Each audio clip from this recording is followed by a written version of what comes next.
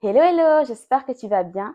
Bienvenue sur ma chaîne. Alors aujourd'hui, dans cette vidéo, on va parler des choses qu'il faut que tu mettes en place pour éviter de te retrouver sans papier. Si c'est la première fois que tu découvres cette chaîne, hello, bienvenue. Mon nom c'est Alcini Difo et ici on parle de la vie en France et particulièrement de la vie sans papier.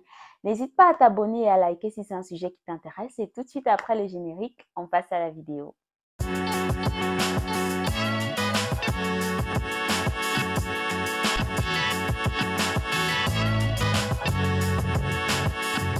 Alors, tu l'as compris, dans cette vidéo, je vais m'adresser particulièrement aux étudiants ou aux futurs étudiants qui souhaitent venir en France ou encore à toutes les personnes qui sont déjà sur le territoire français et qui souhaitent savoir comment faire pour éviter de se retrouver sans papier. Alors, la première chose que je voudrais que tu saches, c'est qu'il est très important que tu prépares ton projet d'immigration. Je sais que à l'heure actuelle, il y a beaucoup qui ont eu le bac et qui souhaitent certainement s'orienter vers la France. Certainement, tu as entamé les procédures Campus France. Peut-être en ce moment, tu es déjà au niveau de la demande de visa ou même de la réception de ton visa pour venir en France.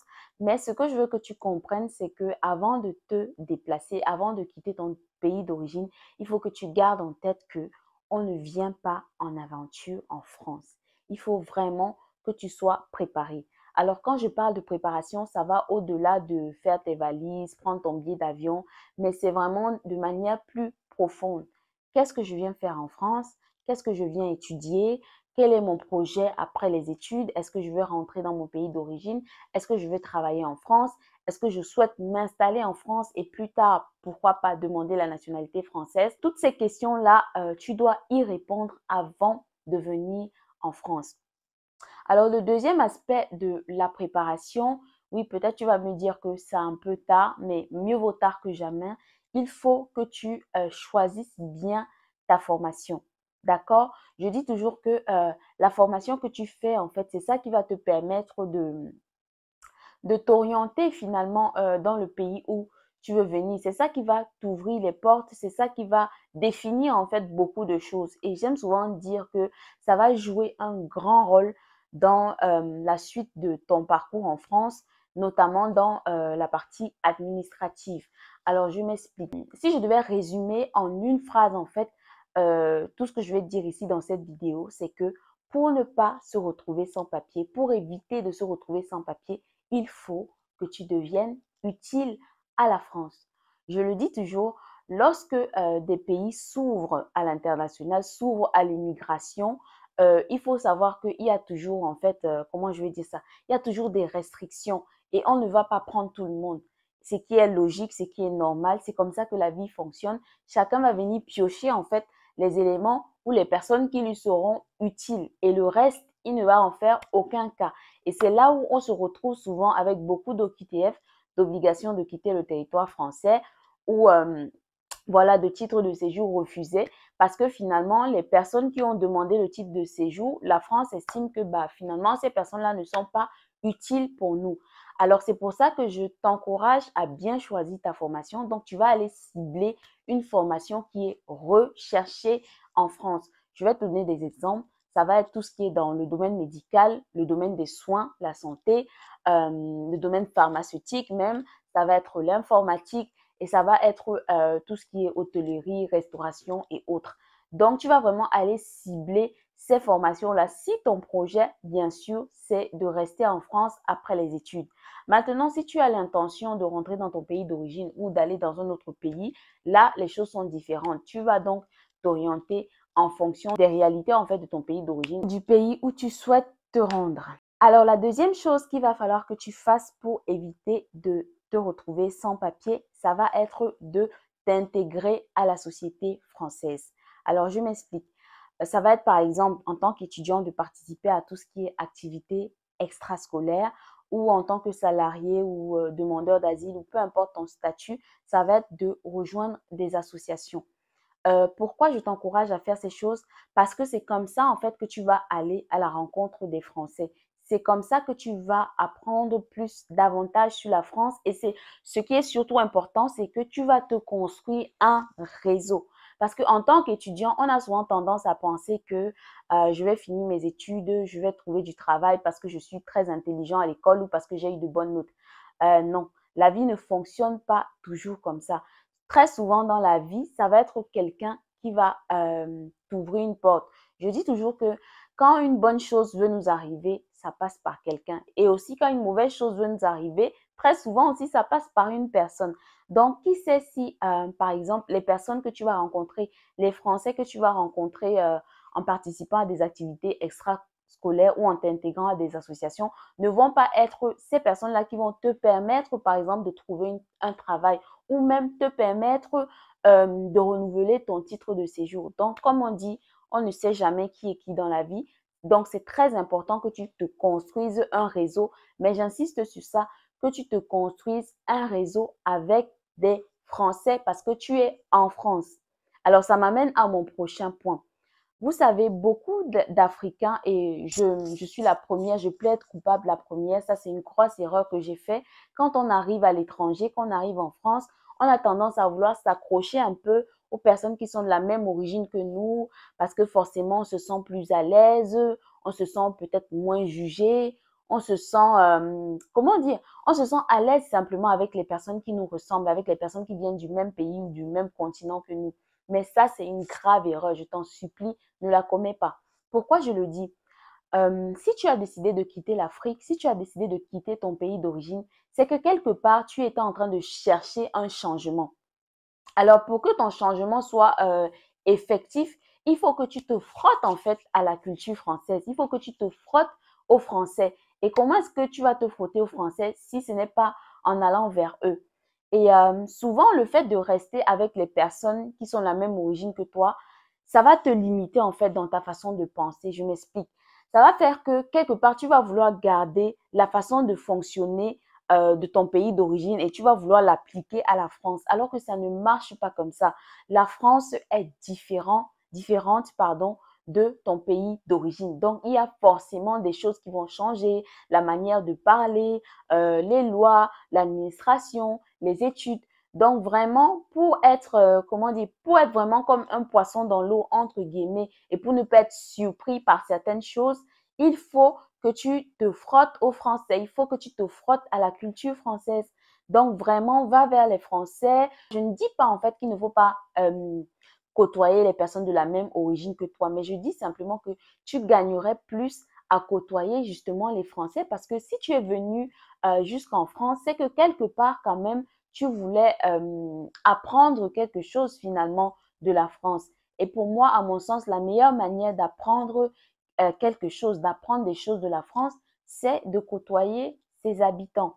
D'accord? Donc, c'est très important. Construis-toi également ton réseau d'amis ou de connaissances françaises, que ce soit dans le domaine des études ou que ce soit dans le domaine professionnel ou que ce soit même, comme j'ai dit, dans des activités telles que aller à la salle de sport, rejoindre une association, je ne sais pas moi, peu importe, mais il faut absolument que tu te fasses un réseau d'amis ou de connaissances françaises. Voilà. Alors, l'autre chose qu'il va falloir que tu fasses pour éviter de te retrouver sans papier, c'est d'avoir un minimum de culture. Alors, je m'explique.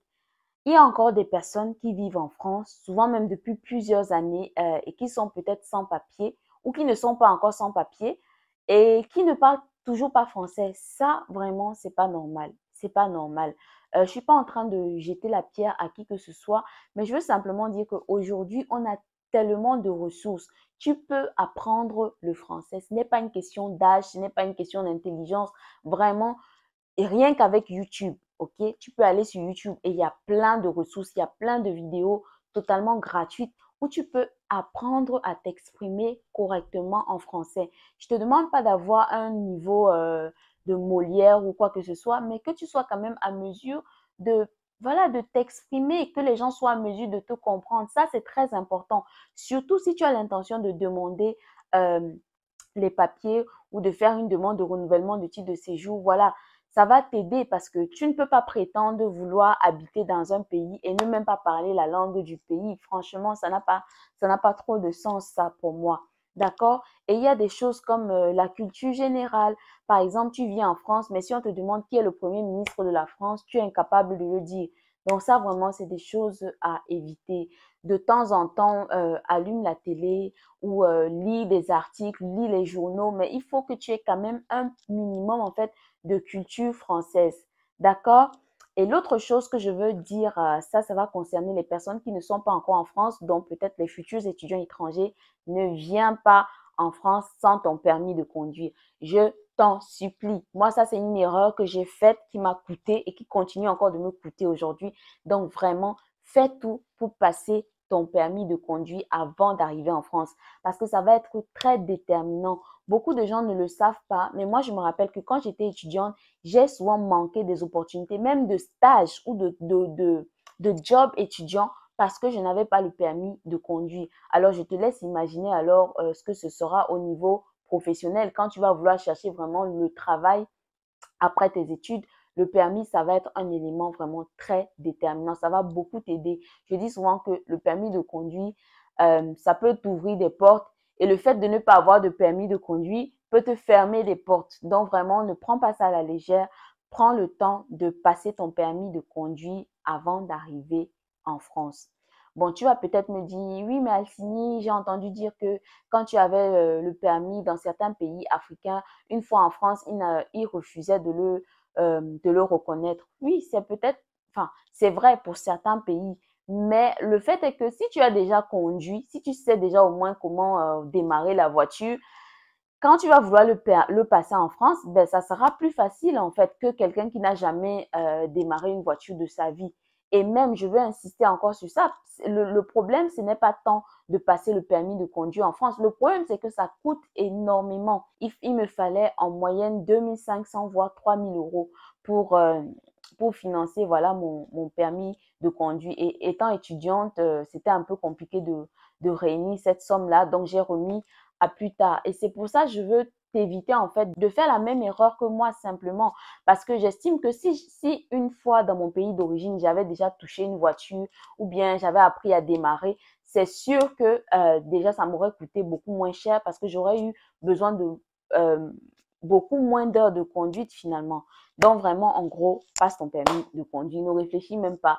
Va seulement passer le permis. Je te promets que tu me remercieras plus tard. Alors, avant d'aller plus loin, je vais simplement faire une pause publicitaire pour t'annoncer que mon livre d'étudiante étrangère à sans papier en France est finalement disponible sur Amazon. Donc, tu peux l'avoir en format numérique au prix de 9,99 € et en format papier au prix de 12,99 €. Donc, n'hésite vraiment pas à te procurer ce livre-là. Je te promets que tu ne seras pas déçu. C'est un livre, c'est un roman autobiographique dans lequel je te partage un peu mon parcours en France avec tous les détails parce que je ne pouvais pas tout dire ici sur YouTube. Et c'est également un livre dans lequel je te donne des conseils, des clés pratiques pour vivre plus sereinement, si je peux le dire ainsi, la situation de sans-papier. Et je te donne également des clés pour savoir comment t'en sortir, que faire pour te régulariser. Voilà un peu. Donc vraiment, n'hésite pas à commander le livre pour m'encourager aussi et laisse-moi un petit commentaire une fois que tu l'auras fait. Alors donc voilà un peu les quelques éléments que je voulais partager avec toi dans cette vidéo. N'hésite pas à me laisser en commentaire qu'est-ce que tu en penses. Peut-être même il y a des éléments que tu aimerais rajouter. Peut-être que tu as d'autres idées, d'autres conseils. Vraiment, cette chaîne, je veux que ce soit un partage. Donc, n'hésite pas à mettre en commentaire. Ça peut m'aider moi, ça peut aider aussi quelqu'un sur la chaîne. Voilà, donc s'il y a quelque chose que je voudrais que tu retiennes au travers de cette vidéo, c'est simplement que deviens utile à la France en fait. Deviens utile à la France parce qu'une fois que tu seras utile à la France, ça sera très difficile qu'on t'expulse, qu'on te donne une OQTF simplement. Donc voilà, voilà. N'hésite pas à partager la vidéo également autour de toi si tu connais des personnes qui sont dans cette situation ou des futurs étudiants étrangers. N'hésite pas à partager. Et moi, je te dis à très bientôt avec une nouvelle vidéo.